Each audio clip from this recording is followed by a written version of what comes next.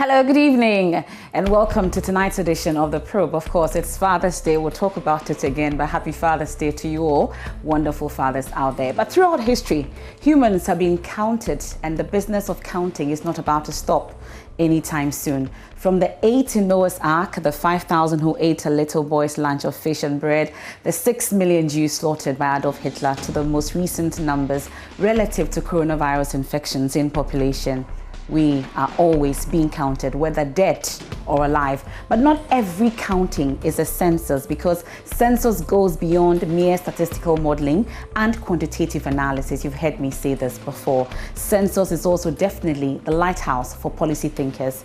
But do they utilize it? That's a question for another day, because census is supposed to be a compass for development. So tonight, we strip off the statistics and interrogate the relevance of this census to all who have to be counted. I'm sure you've noticed that your buildings have been marked already, because we are the people behind the numbers. You and I are here to probe the matters crucial to the 2021 population and housing census. Please stand by with your live questions when the phone lines are activated tonight.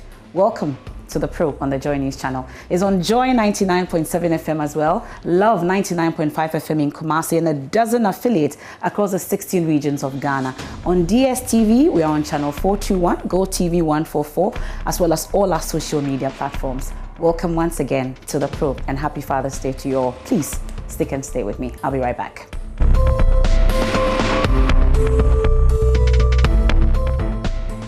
Welcome back, and thanks for staying with us here on The Probe. Tonight, all your questions about the 2021 population and housing census will definitely be answered, because we have the government statistician, Professor Samuel Kobnenim, is my guest tonight. Welcome to the show. It's good to have you again. Thank you, Emefa. And happy Father's Day. Thank you. Okay, so you've been on since 13th of June. The last time we're here, we're doing the countdown, which was the 100-day countdown to the census night. And then we started enumeration of the structures. It started on the 13th of June. Where exactly are we with that since we started? Thank you very much. You're right. The last time I was here, we had not done the training of our field officers. Thankfully, between the 31st of May and the 11th of June, we've been able to train all our 75,500 field officers, and we've deployed so far 66,800 field officers in the field. And as you rightly said, on the 13th of this month, we started with the canvassing of all our 51,922 enumeration areas. And on the 14th, that is last week, Monday, we started with the chalking and listing of structures of all the 11.1 million structures that we've already identified in the country. Today marks the 7th day of the engagement, but we so far have data for the first 6 days of the exercise. And out of the 51,922 enumeration areas that we demarcated in the past 4 years of the exercise, we've been able to reach out to 99.7 of the enumeration areas. Okay. And based on the building footprints that we got from the satellite imageries and other external data sources, we've been able to reach out to 70% of these structures. So with 4 days ahead of us, we pretty feel comfortable with the rate of work so far, and we're hoping that by the 23rd of June, which is next week, Wednesday, would have covered the 30% outstanding structures that we have. Okay, so I'll take off from the 99.7% because we're on 99.7 on Joy. That's just by the way. But the 11.5 million structures, it includes kiosks and all, because I've seen that some containers and all have been chalked as well. And the matter of the use of chalks, it's been raining all day. I got home and the writing on my wall has just been washed away. What then happens? So we need to look at this from two perspectives. One is how we do it, and because we are aware that it's likely to get our structures that we've chalked rained off, we advise our enumerators to ensure that the chalks are really soaked in water before they do the chalking. But why chalk? So that is the second part of the conversation, because we don't do the chalking just because we want to get the data. We do the chalking because we don't want to miss out any structure. Okay. So technically what happens is that in the first day of the exercise, to ensure that we have data coming from all our enumeration areas, the instruction is that you chalk the first 10 houses and ensure that the data from the first 10 houses have hit our server at HQ. Okay. Then thereafter, what we expect is that given the type of enumeration area that you find yourself, as part of our work, we've identified 3 types of enumeration areas. The first type is an enumeration area that maps on exactly to a locality, so it's a very compact enumeration area. And the third type, which is quite a number of localities that define an enumeration area. We don't expect our enumerators to be able to canvass all these places in the first days. So depending on the type of enumeration area that you find yourself, we advise you that you either chalk and list as you move along, or you ensure that you chalk all the structures, that is writing the serial numbers on the structures, then thereafter you do the listing. Essentially what the listing entails is that once you've chalked, and the essence of the chalking is to ensure that you don't miss any structure. So at Ghana Statistical Service, we call it the Serpentine Approach. And what that means is that once you start from the first structure, as you move on into your enumeration area, every step that you take, you look on your left, you look on your right to ensure that no structure is missed. Okay. So that you do the chalking, and thereafter you use your tablets to collect the data on the structures. So they have a backup number. So for instance, like I said, mine has been rained off. So they have a backup data of mine. Or what exactly would it be? Indeed, that is what it is. So again, if you are going through the enumeration area, once you chalk, as I indicated, depending on the type of enumeration area that you find out, you immediately will take the data on the structure. So depending on where you find yourself, it's a very compact area that the enumerator foresees that he or she can chalk all the structures and then come back and do the listing. While he or she is chalking, he or she will be taking data on each of the structures. So although your structure, the chalking on your structure has been rained off, the enumerator would have that information in his or her notebook. Okay, so even though we have 3 more days to go when it comes to 4 more days there to go when it comes to the enumeration of structures, we've been able to enlist 11.5 million. Is that what you're saying? 11.5 is the total building footprint that we've obtained from satellite images. Okay. So far, we've been able to chalk and list 8.1 million structures. Oh, okay. So your target is 11.5 million in terms of what you have in the 11.1. Yes. Okay, but now you've been able to do 8.1. Yes. Okay, and we have just about 4 days to go, and we have it under control. Well, I'm sure that it's a good time. I would not want to ask all the questions so that we can have our audience also participate. There are a number of questions. Today I heard you talk about border disputes being a major, it's been hindering the work of your field officers. How serious is that situation? In the first 3 days of the exercise, specifically between the 13th and the 16th, it was a real challenge. And that is why, as part of our operations, we ensure that publicity, education, and advocacy is integral to what we do. And I think part of the reason why it was a challenge is because a number of residents in areas where we have disputes would look out for any opportunity to try and resolve that dispute. So moving into the 2021 Population and Housing Census, we keep on emphasizing the fact that Ghana Statistical Service would not want to miss this opportunity, which is a decennial opportunity of counting persons. And also emphasize the fact that Ghana Statistical Service only offers a supporting role to the Ministry of Local Government, Decentralization and Rural Development, which has the mandate to resolve disputes. So for that reason, 2 years ago, ahead of the census, we engaged with the Ministry of Finance, of which the Minister for Finance is the chairperson of the National Census Steering Committee. Okay. And a committee was set up. They've drafted their report, and currently, as we speak, that report is being considered by the Minister for Local Government, Decentralization and Rural Development. What did they find? It would be difficult for me to list all the issues that were identified during the exercise, and the simple reason is that boundary dispute is a fluid issue. It's not a stock issue. For instance, when we decided to recreate our administrative regions from 10 to 16, it led to some issues when we decided to move away from our 216 administrative district to currently the 261 administrative district. Some issues have come up. And irrespective of how you look at it, once it's an issue bordering around regional disputes, it requires a constitutional instrument for the review to be done, and otherwise it requires a legislative instrument for it to be considered. So all these issues are being considered now, and that is why we say to persons in Ghana that don't obstruct the counting exercise because there's a boundary dispute. The beauty about what we do is that we code all our districts, we code all our regions. So even if we collect the data, depending on where it finds itself now, once the disputes are resolved, we are in a position to sort of re-code the counting that we've done to place persons where they belong. Okay, do we have some key areas where we've experienced this challenge?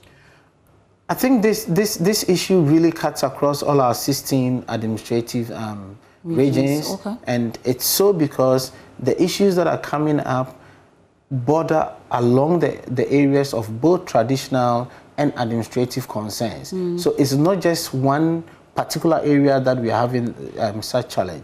But on top of my head, the recent challenge that has come to my notice is what is happening currently in the Upper East region between the Talensi district and the Bolgatanga district. And we've personally written to the regional minister, telling the regional minister that we should go ahead with the exercise while it's being considered. We know this is an aged dispute between these two districts, but for now we are targeting it as a special situation, boundary dispute, and once this is resolved, we will be able to overcome that. The other one that came to my attention had to do with Adenta and Medina, which again we've seen a document where the previous regional minister set up a committee to resolve it, and as we speak we've written a letter telling them that whatever it is, let us go ahead with the counting, and once these issues are settled, we'll be in the position to place localities where they belong. And in the midst of that, some of your enumerators have come under attack. Some also issues about them being bitten by snakes, some also not allowing them to do their work. They've been obstructed. I'm sure that has come to your attention as well. What measures have we taken? As you would recall, in my previous engagement on this same platform, I did indicate that we currently, as at that time, we are engaging with all the regional ministers. With all the issues that are coming up, I would say that about 90% of them were anticipated ahead of the census exercise. So with these issues of some enumerators being prevented to do their exercise, with some of them having some issues around safety, indeed we did anticipate that. So let me take one after the other. With the issue of preventing staff from statistical service to engage in this exercise, we have tiered the intervention. So one of the very basic things that we do is to engage the district coordinating directors, who are, by virtue of their administrative positions, chair the district census committees. So in all our 272 statistical districts, we have the district coordinating directors chairing the district census implementation committee. So anytime an issue like that comes up, they are the first people that we reach out to see how best that can be resolved. Specifically with the case of Ahafo and Ano, where some people have been prevented from counting, in the last couple of days, we have engaged the district coordinating director to see how best this issue can be resolved. Information reaching me is that we are currently at a stalemate, and tomorrow we are escalating the matter to the regional coordinating director, whom I visited as part of my tour to ensure that we have a smooth process. We've already briefed the Minister for Local Government Decentralization that this issue is pending. So immediately tomorrow we hear the outcome of that meeting, and it pans out whichever way, whether successful or otherwise, we would make a determination on how to push this issue forward. The last option that we have, which we are always hesitant in pursuing, is what the law permits us to do. If you look at the Statistical Service Act 1003, specifically clause 54, it spells out the penalties and offenses associated with either an individual refraining from the census exercise, providing false information, or inciting a group of people not to participate in the census undertaking. And once that happens, it has a far-reaching consequences, i.e. a maximum of 200 units, a 12-month imprisonment, or both, depending on how it pans out. Because data collection is part of the development discourse, it is always the last option that we would want to pursue as an organization. That is why publicity, education, and advocacy is central to whatever data collection exercise that we pursue. But to the extent that some of them were chased with cutlasses and all, you're still hesitant in triggering what the law says? Not at all. Okay. In pockets of areas that we've been notified of this occurrence, we've already engaged the police in this matter, and specifically in the Ashanti region, in the Halfo region, we've already notified, and that is one of the Any arrests made so far? There have been a couple of arrests, and there have been a couple of bills so far, and investigations are ongoing on these matters. Okay, let's get to the audience questions at this point. And get ready also, we'll be activating the phone lines. Then you can ask your live questions as well. But we'll go on social media for our first batch of questions. So this is on Facebook. In the past week, most of us have returned home to see numbers written on our walls, and many have interacted with the enumerators to answer a few questions on the structures we own, live in, or work. Can you explain why enumerators are numbering our structures and the purpose of the questions they are asking? I think he's been speaking to part of that already. And then this one also says the first phase of data collection is listing, and the enumeration phase is the second, and that will start next Sunday, 27 June. What should the public expect between now and Sunday? Still on Facebook, okay, this is WhatsApp. It says, are all structures to be numbered? And if yes, what action must persons whose structures have not been numbered take to ensure their structures are counted? The 2021 Population and Housing Census aims for complete coverage and accurate data. Can you assure the public that the listing exercise will be able to achieve these objectives? Accurate data. Okay, so we'll take the final one for this batch. Enumeration of persons is scheduled from 27 June to 11 July. What activities will occur during that period, and what is expected of us, the public? Okay, so two related ones. All structures to be enumerated. What exactly, if your structure is not enumerated, what should you do? What steps should you take? And between now and 27 June, what are we to expect? Thank you very much, Emefa. I think these are very important questions, especially in the face of the census exercise that is currently ongoing. So two things, as you rightly mentioned, are the expectations between now, which is the towards the end of the listing exercise, and the census 9. So the previous censuses, that is the 2000 and the 2010 censuses, always would precede the listing exercise precede the enumeration exercise with the listing exercise, with just about a couple of days in between. With the 2021 Population Housing Census, what we are doing slightly different is to allow ourselves a 7-day window between the first 7 days of the listing exercise and the start of the enumeration, which this time around would occur from the 27th of June 2021. So between now and then, we are asking all persons in Ghana that if as of today, that is 7 days away from the start of the listening exercise, your structure has not been chalked, you've not experienced the presence of an enumerator in your household, please make use of our call center. And the reason is that we don't want a situation where people would go and say that I was not counted. Okay. So this 1 week window is more or less to mobilize all structures that we are yet to... Structures including those in the slums as well, every single structure.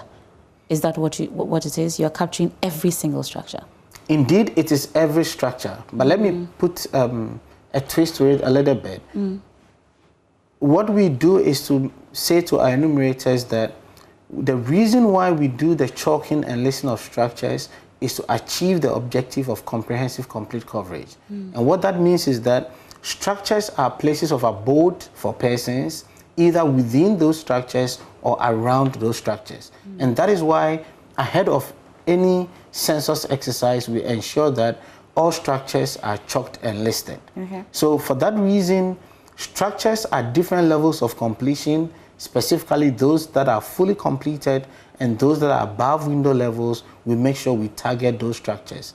And by our operations, we define a structure as independent and a separate structure or building that would allow for unique identification of these structures. And as I indicated earlier on, the purpose is to ensure that every person that lives in the structure or around the structure is counted. Okay. We've moved beyond that, and we are able to use the listening exercise to get a bit more information to inform the quality of data that we're going to collect during the enumeration exercise. So for the 2021 Population and Housing Census, in the past 6 days, we've not just chalked and listed structures, we've gone further to ask some questions related to what is the level of completion of the structure, what is the type of the structure, what is the use of the structure, identify different households that live in the structure, and gone ahead to take some basic information about the structure, i.e. who is the head of the household, what is the contact details,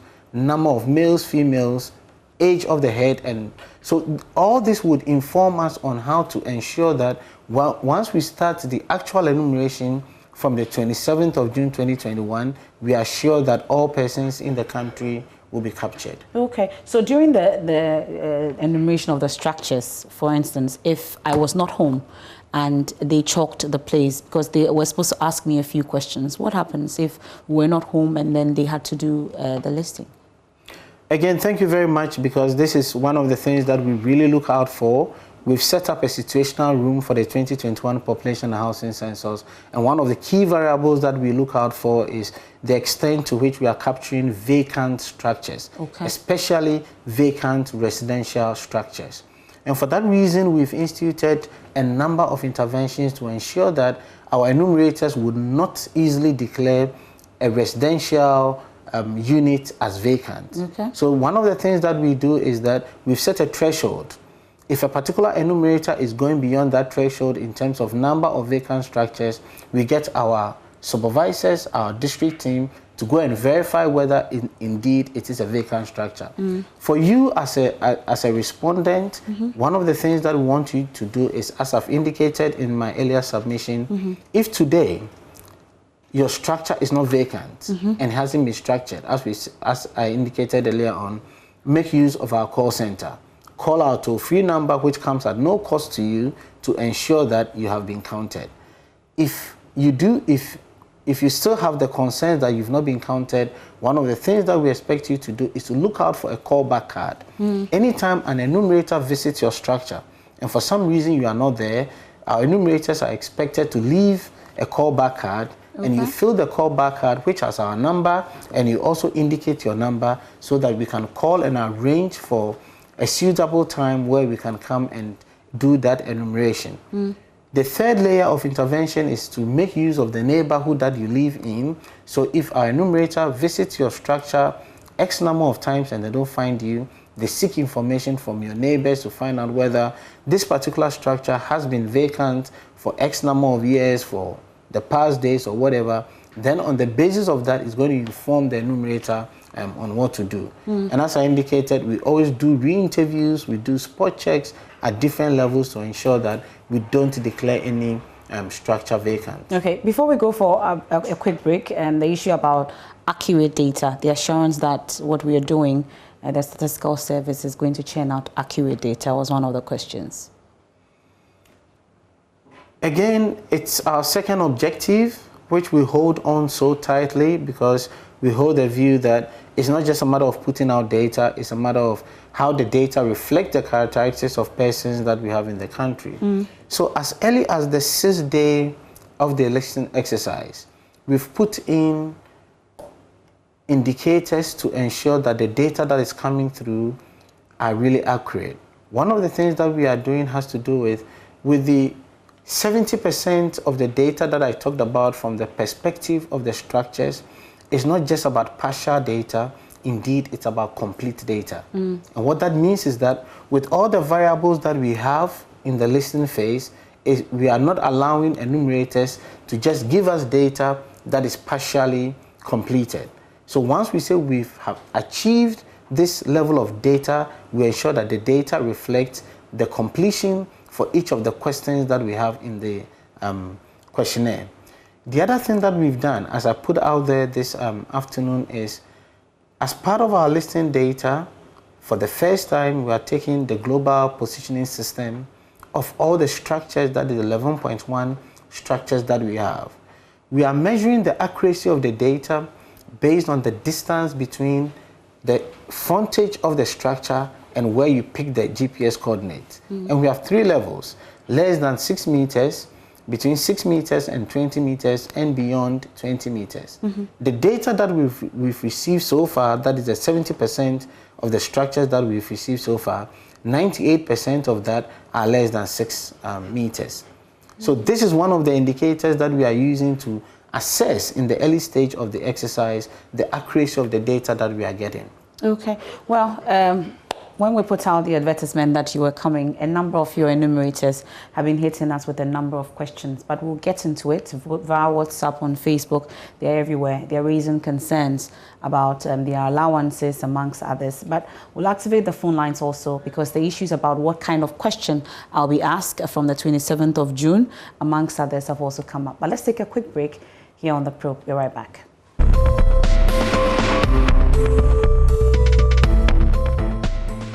Hello and welcome back. We're talking about the 2021 Population and Housing Census here on The Probe tonight. All your questions will be answered by the government statistician, Professor Samuel Kobna Enim. He's my guest in the studios tonight.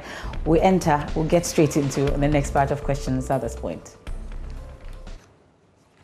So on Facebook, what preparations should persons in Ghana do ahead of the census night? Max is asking. Sam says, what exactly does a census entail? Is it just about counting persons? Sam. Sylvia says, please ask the government statistician how his outfit is going to ensure that the enumerators will actually visit all the households they have been assigned. Sylvia. Charles says, how will you identify and correct incorrect data? Kamal says, please, may I know if those of us who did the household registration will be allowed to also do the Population and Housing Census? Okay, Kamal is asking that. So we'll get into answers for that. Sylvia is asking how your outfit is going to ensure that enumerators will actually visit all the households they have been assigned. That's the first one. We'll take it quickly, then we can take a number of questions. Thank you very much, Sylvia. That's a very important question. And as I indicated earlier on, the essence of the listening exercise primarily is to ensure that we have comprehensive, complete coverage once we are doing the enumeration exercise. So for the first time, as we've repeatedly indicated, we are using tablets in the data collection. And one of the things that we are gathering from the use of tablets has to do with capturing duplicates and gaps. And that is why we insist that our field officers should sequentially chalk and list all the structures. So once you chalk and list the structure, we have the database sitting with us. So during the enumeration exercise, you are compelled to ensure that all the structures that you've chalked and listed, you've gone in to do the enumeration. So for instance, if you are working in a particular enumeration area, that as at today, we have 500 structures chalked and listed. We would ensure that at the end of the enumeration, all the 500 structures that you've chalked and listed, you go ahead to do that. In addition to that, what we are doing for the first time, and repeatedly I've talked about it, has to do with the benchmark data that we have. We are going into the population and housing census with a clear sense of having about 11.1 million structures building footprints in the country. And as I indicated, as at the end of close of day from our exercise yesterday, we had reached out to 8.1 million building footprints. So this is the benchmark data that we have. So we are not only relying on the information that we're going to get from the listening exercise. In addition to that, we are getting information from the satellite imagery that has already told us that we have about 11.1 structures that we have. Okay. Every census exercise is preceded by a demarcation work.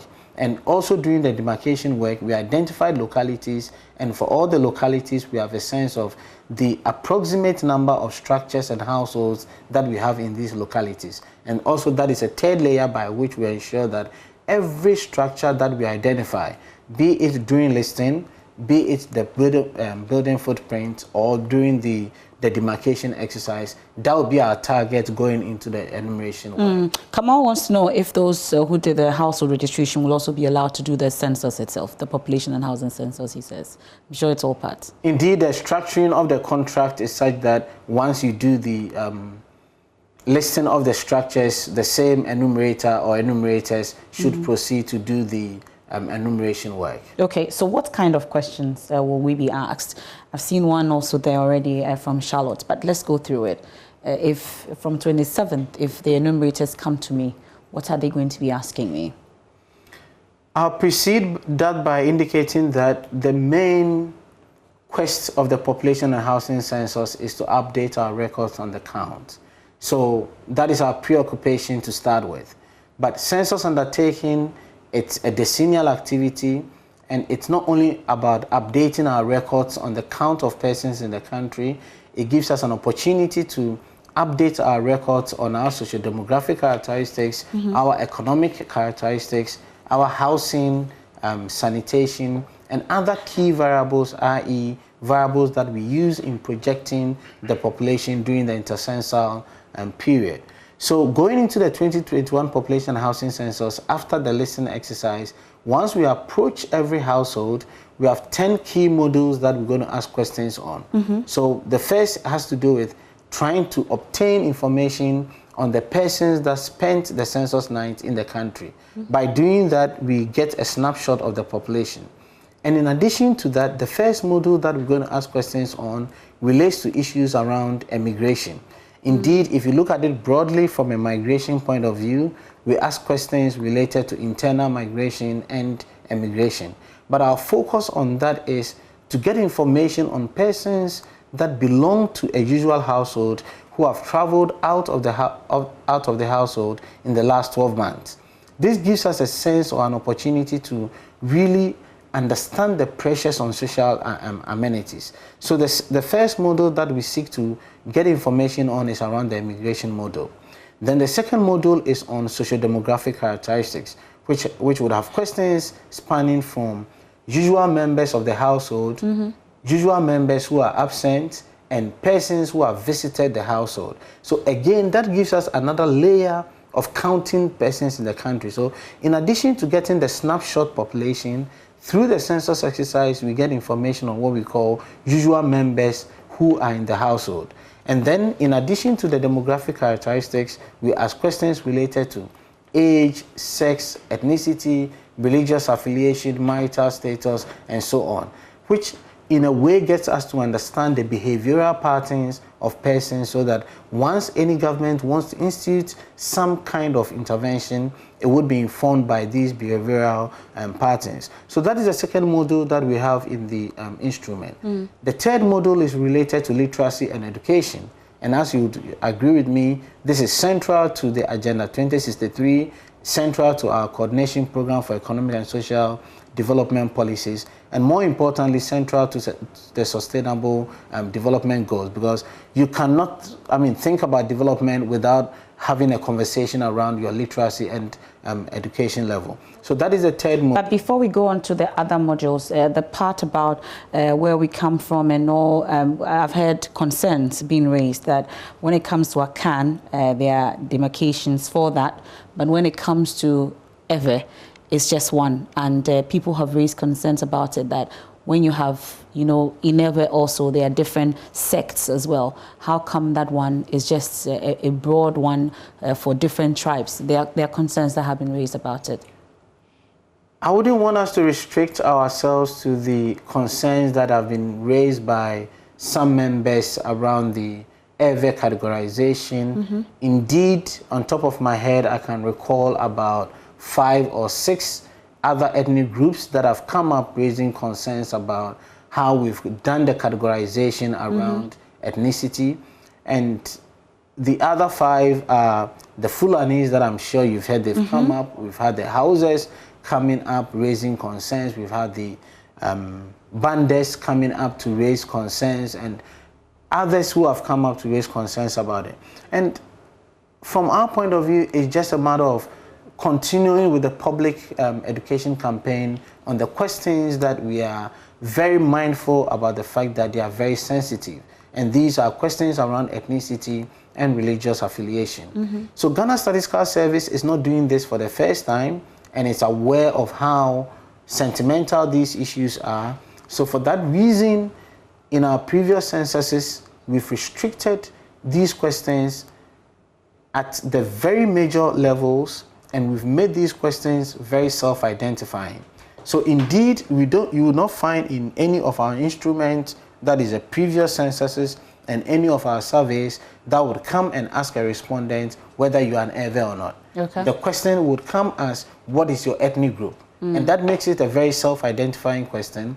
And we have provided these codes only to enable us to reach the outcome of what are the major ethnic groups in the country. So as you rightly said, we had the Ewes coming up initially raising concerns that sort of seemed that we are desocializing the Ewe group. But as we speak, they've come back saying that we should keep them as one group. Okay. We had the Fulanis doing a press conference. We've engaged with them, and currently they've advised that they want to be part of the Mandi group, and we've communicated clearly. Must every member of the household be present during the listing or the counting proper when it starts from 27th? No. Okay. The exercise is such that we would want to speak to the head of the household, and in the absence of the head of the household, would want to speak to any responsible adult. The enumerator need not speak to each and every one of the household.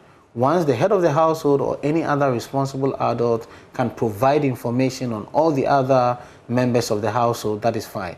And that is why we say that if there is a concern that you will not be enumerated, the first port of call is to engage your head of household. If you are the head of the household, engage any responsible adults in the household to ensure that the enumerator has not visited your residence. Let me get into the next part of questions so I make time for a few phone calls before we wrap up. If our questions are ready, we go through them. On Facebook, Bright, must people go back to their hometowns to be counted there, or I can be counted as a Northerner even though I'm down south here? Bright is asking.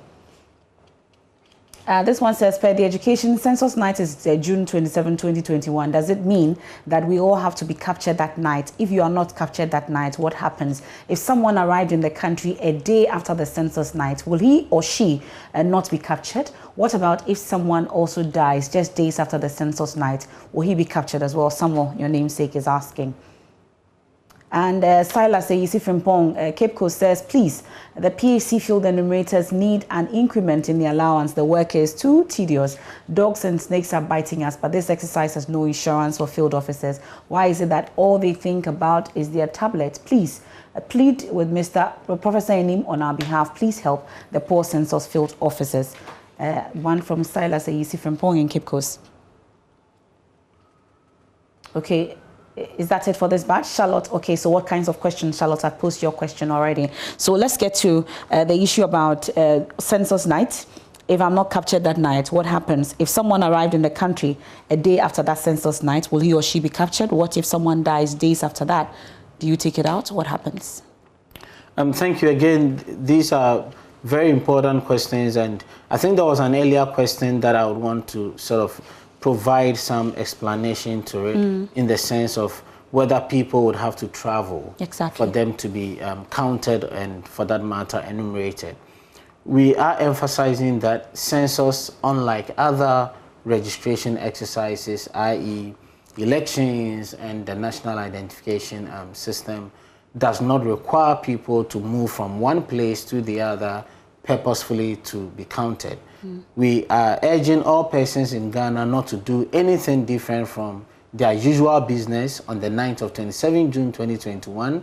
The only reason why we emphasize the 27 June 2021 is to raise awareness, consciousness about the fact that questions that we're going to ask, i.e. where you spent that night and what other activities that you engage in would make reference to 27 June 2021. So we don't expect anybody to travel from one place to the other just for purposes of the census. Okay. Indeed, the census undertaking requires a very stable, less mobile population to ensure that we don't have duplicates in the counting. Okay, so it's not like the days of Jesus where you have to move to another. Yes. So he's asking, if you're not captured on the census night, what happens? And if you return, you come into the country a day after the census night, will you be captured? And what if you die days after it? So the census undertaking, as I indicated earlier on, gives us an opportunity to get a snapshot of the population. And what we mean by that is we are doing the counting of all persons who spent the census night in the country. So if you arrive in the country after 27 June 2021, you would miss out of our counting. So all persons who are going to arrive, all persons who are not going to spend 27th June 2021 in the country would miss out of the count.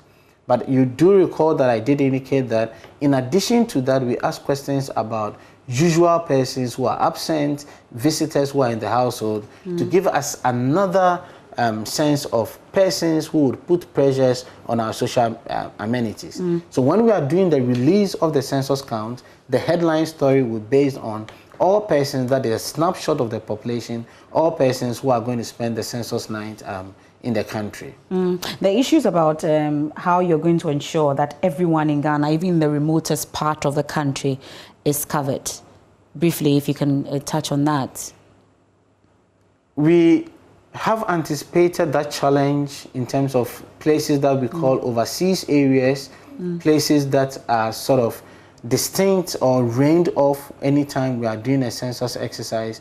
And that is the reason why ahead of a census engagement, we do a demarcation exercise. So already the country has been divided into 51,922 enumeration areas. We've employed district census officers who are giving us what we call the intelligence of the district. And we've identified all such places that are likely to be set aside because of one reason or the other, such as rains. And as we speak, people around the Afram Plains and all places that are cut off from a day-to-day basis, we've sent our enumerators there, and they're already doing.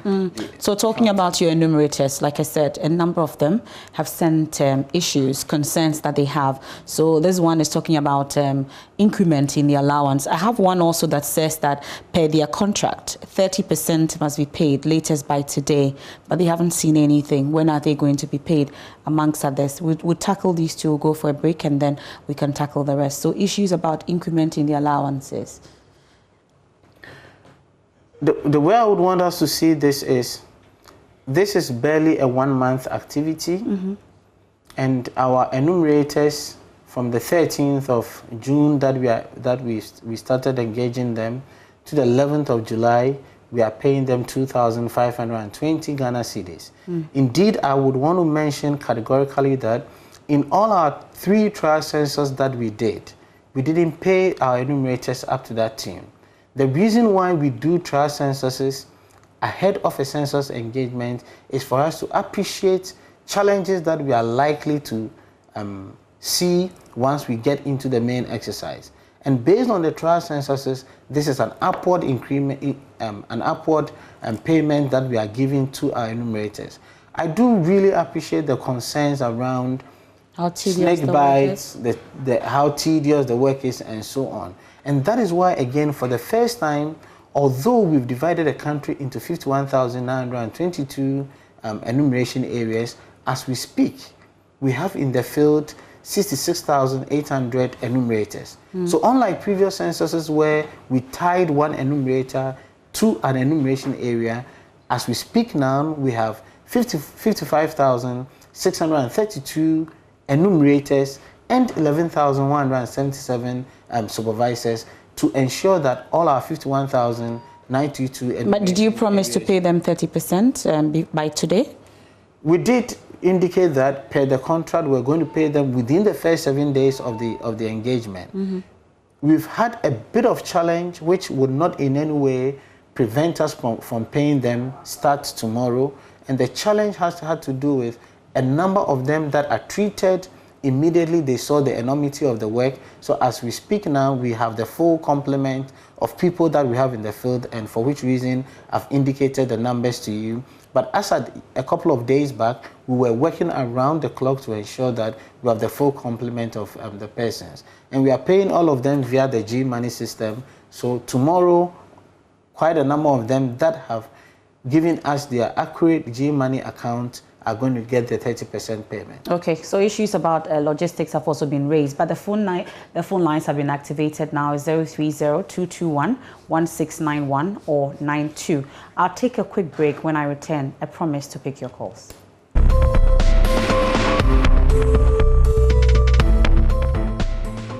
Welcome back, and thanks for staying with us here on The Probe. I quickly get into the phone lines at this point. Dr. Asan from Cape Coast, sorry for keeping you waiting. Welcome and to The Probe. Your question, please. Okay, it looks like I lost Dr. Asan there. Nicholas from Sugakofe was also on the phone. Do I still have Nicholas? No, I don't have Nicholas as well. I'm sorry for keeping you waiting, but it's 030-221-1691 or 2. So still on enumerators, we've had messages via WhatsApp also talking about issues about ID cards. They don't have their ID cards, they say. No insurance package or policy for them. And then also issues about no nose masks. They were told we're going to provide masks and sanitizers. That has not been done. But I'll go on to the phone line. Bernard, is it? Hello, Bernard. Yeah, hello. Good evening and welcome to The Probe. Your question, please. Oh, okay, good evening. Please, I would like to ask the government statistician a question. Please go ahead, Bernard. Okay, it appears we don't have Bernard there, but Ni is ready. Ni, please shoot. Hello, Ni.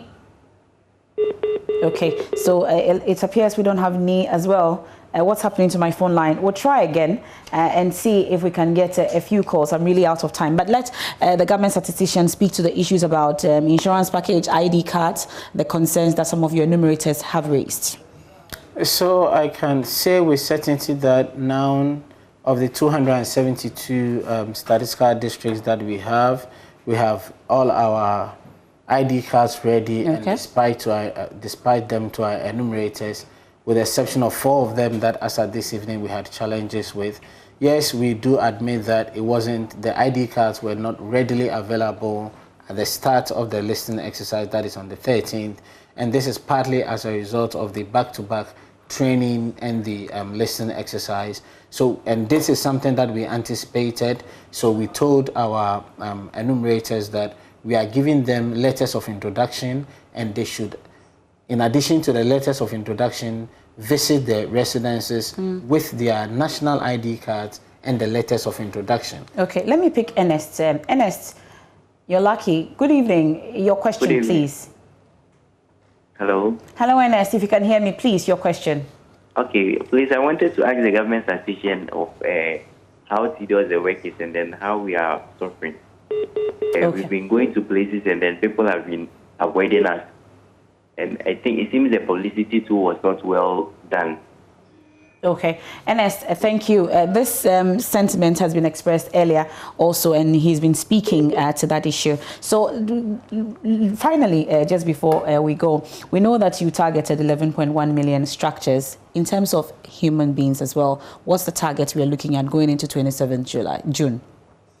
So from a population point of view, we are not talking about that at the listing stage, although at the listing stage we are asking questions around usual members of the household, but the target for the population would really be during the enumeration exercise. Okay, well, we'll leave it here for now. I'm sure we'll engage again. Thank you so much. That's the government statistician, Professor Samuel Kobneni, my guest tonight on The Probe. Another edition comes your way next Sunday. I am Meme Fapawu. Once again, happy Father's Day to you all. You are the real heroes. We celebrate you. Have a good evening. A Walk with Jesus is up next on radio.